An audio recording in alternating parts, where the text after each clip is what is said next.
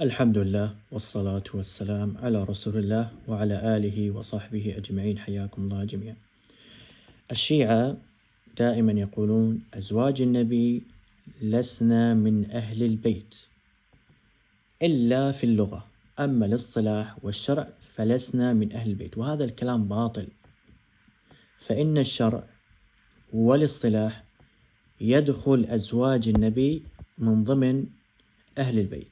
فمثلا خذوا هذه الروايات.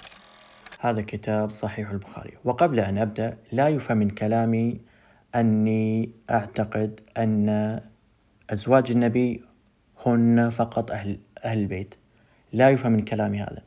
أنا عندي أهل البيت أكثر من هذا العدد، يعني ابن عباس والعباس من ضمن أهل البيت، علي وفاطمة وإلى آخره من ضمن أهل البيت، وهكذا. لكن أنا أريد أن أثبت في هذا المقطع أن أزواج النبي هن من أهل البيت، بل من أساس أهل البيت. طيب، فالشيعة يعتقدون أهل البيت فقط 5 أو 12 فقط، فلا إخوانهم ولا كذا من أهل البيت. لا، نحن نخالفهم في هذا. المهم في هذا المقطع نثبت أن أزواج النبي من ضمن أهل البيت.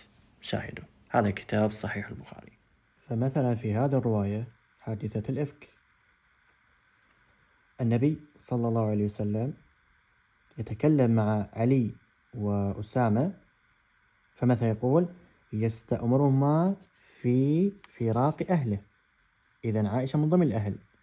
وأسامة يقول أهلك ولا نعلم إلا خيرا، إذن من ضمن الأهل، الزوجة من ضمن الأهل. والرسول صلى الله عليه وسلم يقول من يعذرنا في رجل بلغ أذاه في أهل بيتي، فوالله ما علمت من أهلي إلا خيرا، إذن عائشة من ضمن أهل البيت. وهذا حديث في صحيح البخاري، حديث أنس: فخرج النبي صلى الله عليه وسلم فانطلق إلى حجرة عائشة فقال السلام عليكم أهل البيت ورحمة الله. إذن أزواج النبي ومن ضمن عائشة من ضمن أهل البيت.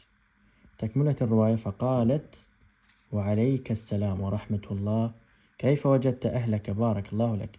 فتقر حجر نسائه، يعني تتبع، كلهن يقول لهن كما يقول لعائشة، ويقولن له كما قالت عائشة. إذن عائشة من ضمن أهل البيت في هذا الحديث لأنه يخاطبها. والشيعة في أدعيتهم يقولون السلام عليكم أهل بيت النبوة، ولا يقصدون الشيعة أزواج النبي، مع أن هذا الحديث صريح في أزواج النبي.